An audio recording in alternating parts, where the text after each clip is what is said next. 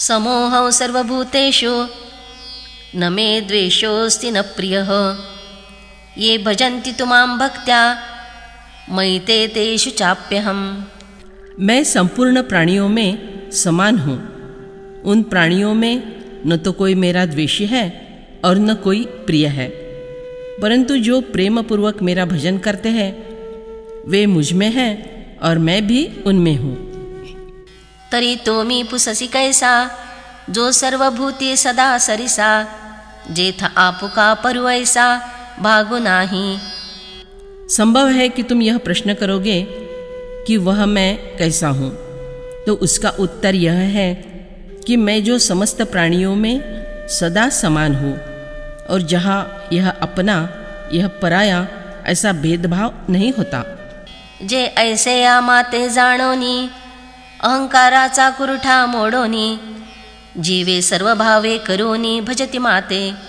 जो लोग इस स्वरूप वाले मुझे जानकर अहंकर्तृत्व का ठौर ठिकाना नष्ट कर देते हैं और काया वाचा मन से किए हुए कर्मों के द्वारा अंतःकरण पूर्वक मेरा ही भजन करते हैं। ते वर्ततहि असति देही परिदेही नाते माझ्या ठाई आणि मी ते यांच्या हृदयी समग्र असे। वे भक्त चाहे शरीर के द्वारा व्यवहार करते रहे, परंतु वे शरीर में नहीं होते।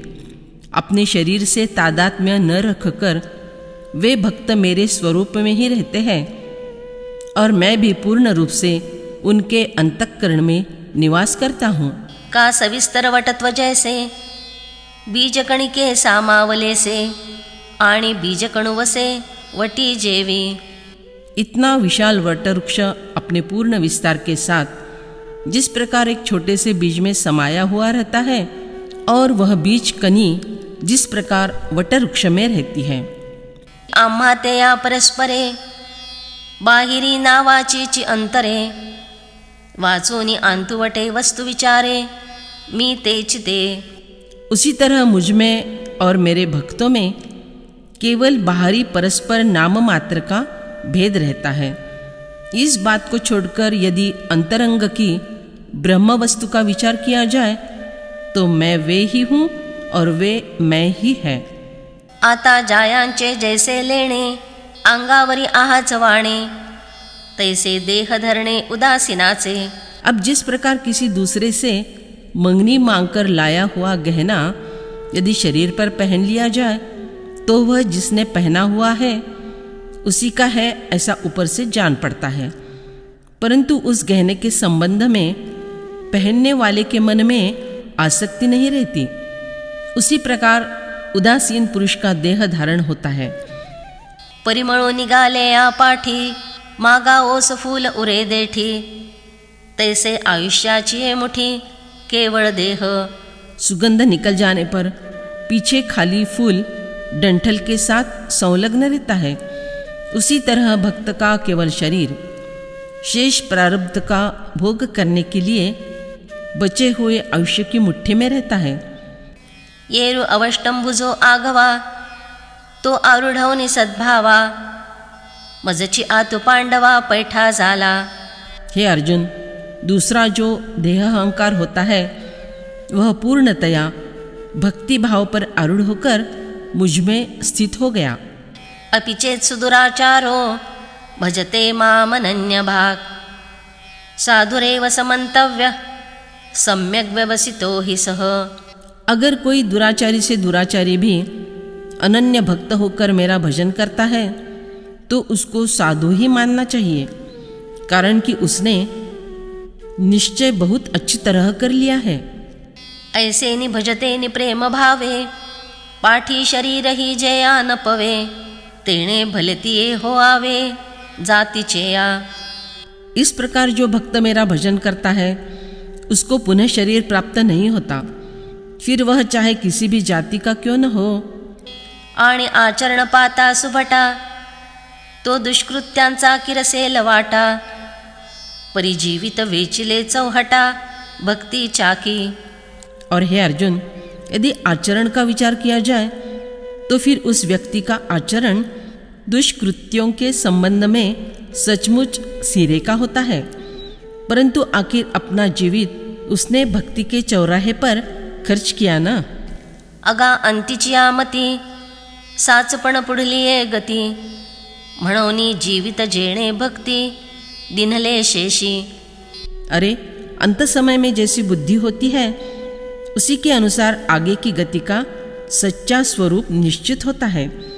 इसीलिए जिसने आखिरी में अपना जीवित भक्ति के हाथ में सौंप दिया, तो आधी जरी अनाचारी तरीही सर्वोत्तमुची निर्धारी, जैसा बुडाला अमृत सागरी न मरतु निगाला। वह पहले चाहे पापाचरण करने वाला भी रहा हो, पर फिर भी वह निश्चित रूप से सर्वोत्कृष्ट ही है।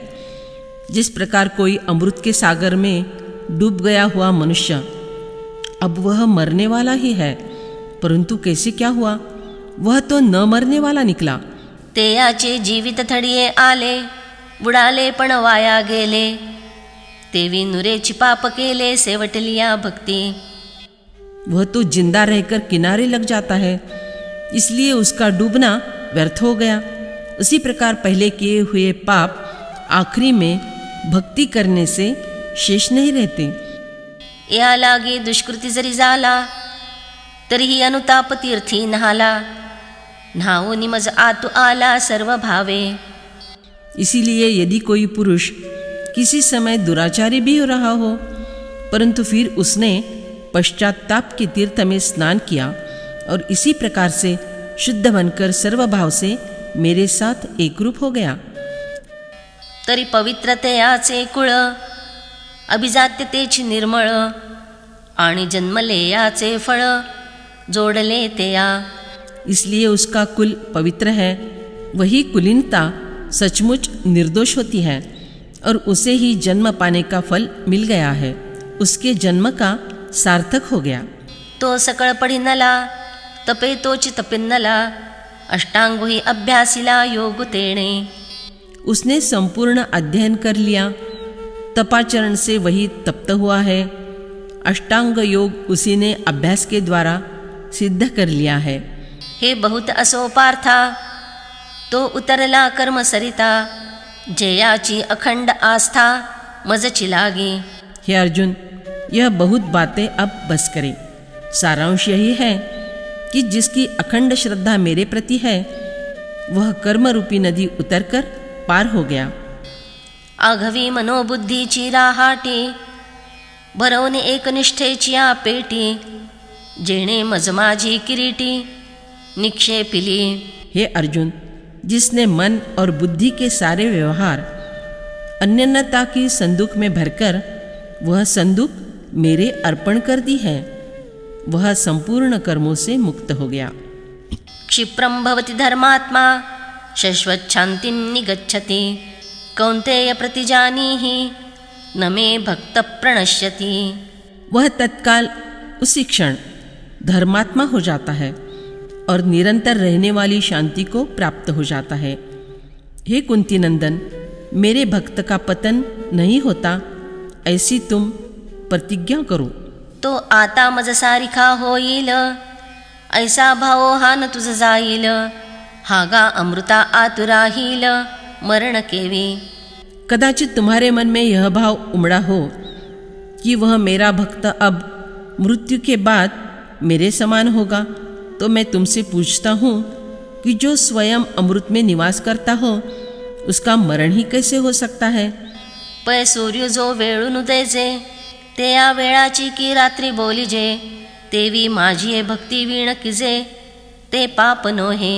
देखो, जिस समय सूर्य आकाश में उगा हुआ नहीं रहता, उस समय को रात कहते हैं ना। उसी तरह बिना मेरी भक्ति के जो कुछ किया जाता है, क्या वे पाप नहीं है। म्हणोनी ते आचया चित्ता, माझी जवळीक झाली पांडुसुता, तेव्हाची स्वरूप तत्वता माझे चितो। इसीलिए है अर्जुन, जिस समय उस भक्त के चित्त को मेरा सान्निध्य मिल जाता है, उसी क्षण वह परमार्थतः मेरा ही स्वरूप प्राप्त कर लेता है। जैसा दीपू दीपेला विजे, तेथ आदिलू कोण हे नेणिजे, तैसा सर्वस्वे जो मजची भजे, तो मीची होये। जिस प्रकार किसी एक जलते हुए दीपक से एक और दूसरा दीपक जलाया जाता है तो फिर यह पहचाना नहीं जाता कि पहले से जलने वाला दीपक कौन सा है। उसी तरह जो भक्त समस्त भावों से मेरी ही भक्ति करता है वह तत्काल मद्रूप ही हो जाता है। मग माझी नित्य शांती ते या तेची दिसे कांती, किंबहुना माझे जीती माझे निजीवे। फिर मेरी जो शाश्वत शांति है ठीक वैसे ही उसका शांत तेज दिखाई पड़ता है। शांता या तेजसे, ऐसा मेरा स्वरूप है, ऐसा ही स्वरूप उसका होता है। ज़्यादा तो क्या कहना, परंतु मेरे ही जीव से वे भक्त जीवित रहते हैं। एथ पार्था पुडती पुडती तेच ते गा सांगो केती, जरी माझी चाड तरी भक्ती न विसंभिजे। हे अर्जुन, अरे यहाँ वही बात बार बार कहाँ तक बतलाऊं? संक्षेप में कहूँ तो महत्व की बात यही है कि यदि किसी को मेरी प्राप्ति की इच्छा हो तो बिना विश्राम किए निरंतर उसे मेरी भक्ति करनी चाहिए। कुळाची या चौखटीवा न लगा, अभिजात्य ही जने श्लाघा, व्युत्पत्तीचा सो सुवा उगा का वाहावा। कुल की शुद्धता के महत्व की ओर ध्यान मत दो। यदि कुलीनता हो तो भी उसका प्रशंसापूर्ण बखान मत करो। पांडित्य के भी लालच व्यर्थ क्यों रखना। का रूपे वैसा माझा, आथिलेपणे का गाजा, एक भाव नाही माझा तरी पाल्हाळते। रूप लावण्य से अथवा यौवन बल से उन्मत्त क्यों होते हो? धन संपत्ति की संपन्नता हो तो भी अपना बोलबाला क्यों करते हो? कारण कि यदि एक मेरा भक्तिभाव न हो तो ये सभी बातें व्यर्थ का विस्तार जैसी है। कणे विण सोपटे लागली एक दाटे, काई करावे गोमटे वो सनगर। दाना भर आए बिना पौधे में अनाज की खाली बालें एक ही जमघट से लगी हो, नगर सुंदर हो परंतु वहाँ कोई आबादी न हो तो उसका क्या उपयोग हो सकता है? ना तरी सरोवर आटले, रानी दुखिया दुखी भेटले, का वांझा फुली फुलले झाड़ जैसे। जिस प्रकार सरोवर सूखा पड़ा हो, जंगल में किसी दुखी आदमी की किसी दूसरे दुखी आदमी के साथ भेंट हो, वंद्या फूलों से लदा हुआ पेड़ हो, तैसे सकळते विभव अथवा कुळज्ञान गौरव, जैसे शरीर आहे सावेव परिप्राणुच नाही। बस उसी तरह रूप वय संपत्ति इनका वैभव अथवा कुलीनता पांडित्य इनका बड़प्पन समझना चाहिए। सभी अवयवों सहित शरीर है परंतु उसमें यदि प्राण ही न हो तो फिर उस अवस्था में वह शरीर बिल्कुल निरुपयोगी होगा। तैसे माझिया भक्ती विण जळोते जियाले पण, अगा पृथ्वीवरी पाषाण नसती काई। ठीक उसी तरह मेरी भक्ति के बिना होने वाला वह जीवित निरुपयोगी होता है, इसलिए वह जल जाए, भाड़ में जाए। अरे क्या पृथ्वी तल पर पत्थर पड़े हुए नहीं हैं?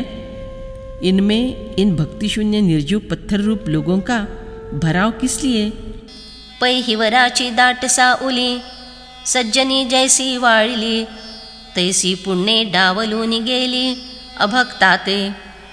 देखो, जिस प्रकार कीकर वृक्ष की घनी छाया भी सज्जन लोग टालकर निकल जाते हैं, उसी प्रकार खरा पुण्य अभक्त की उपेक्षा करते हुए निकल गए होते हैं। शुद्ध पुण्य अभक्तों की छाया से भी दूर भागते हैं। निंबू निंबोळी मोडोनी आला, तरी कावळे यासी सुकाळू झाला, तैसा भक्तिहीनो वाढिनला दोषाची लागे।